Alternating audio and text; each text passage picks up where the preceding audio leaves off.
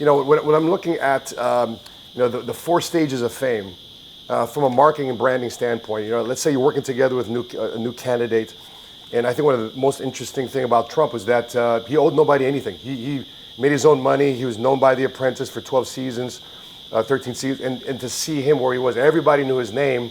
And you made, I think, the comparison with, you might know Mark Rubio because you're in Florida, but take him outside of Florida, nobody knows who Mark Rubio is. But everybody knew Donald Trump. And you talk about, who is Roger Stone? Get me Roger Stone. Get me somebody like Roger Stone. And who is Roger Stone? Can you explain that breakdown? Sure. Those are the four stages of fame for somebody who becomes nationally known. So it begins with, who is Roger Stone? Get me Roger Stone. Get me a Roger Stone type. And then, of course, at the end, back to who is Roger Stone. You make a good point, though, and that is the Apprentice is what catapults Trump from being relatively well-known nationally to being extremely well-known. And if you think about it, see, the people in politics are too elitist to recognize that the average person doesn't distinguish between reality TV and entertainment programming. So here's what they know. They see Trump. He's in the high back chair. His hair is perfect. He's perfectly lit. He's perfectly made up. He's in command, making decisions. You're fired. You're hired. You're done. Yeah. And they say, well, I like that guy, Trump. So in a way, The Apprentice turbocharged Trump's celebrity. Now, this is a guy who works very, very hard at branding, puts his name on everything that he sells or promotes. This is what made him a national figure. Now, in a presidential campaign, normally, particularly if you're a dark horse, or if you're, a long shot, you have to become well known before you can then tell people what you stand for, because otherwise they don't know who you are. Trump gets to skip that entire first step.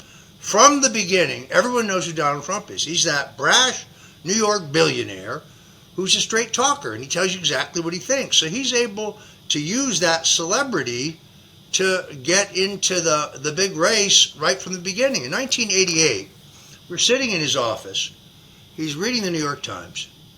I had met him in 1979 when I was sent to New York to organize Governor Ronald Reagan's campaign. I had responsibility for New York, New Jersey, and Connecticut.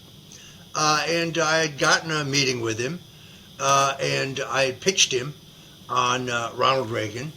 And he asked me many, many detailed questions before he agreed to raise $100,000. And he and his father both joined our finance committee. And then we became good friends. After Reagan's election, I elected not to go into the government. I'm not a government guy. And I opened a public affairs firm, and he was among our first clients. We became very good friends. I was at his wedding to Melania. I actually knew Melania when they were dating. Oh, wow. Before they were married. I knew his previous wife, Ivana. He was at my wedding when my wife and I got married in Washington, D.C. And we were very good friends. And in 1988, sitting in his office, he's going through the New York Times, and he says, wow, George Bush and Michael Dukakis, what a couple of losers. Got to be somebody better. Has to be somebody better. I said, oh, no, there definitely is. Well, who is it? We should get behind them. I said, well, I was thinking about you. He said, what do you mean? I'm a real estate guy. I said, no, you're far more than a real estate guy. You have very strong opinions on the lousy trade deals we're making, the fact that our NATO allies aren't paying their fair share for their defense. You think the government's very poorly run. They waste millions, billions of dollars. So he said, you really think I could do this? I said, you could definitely do it. I said, let me ask you a question.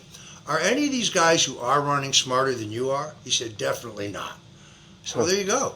So he said, well, how can we test this? I said, let's take a trip to New Hampshire. I'll get an invitation from a Rotary Club or a Chamber of Commerce, I think it was, in Portsmouth, New Hampshire.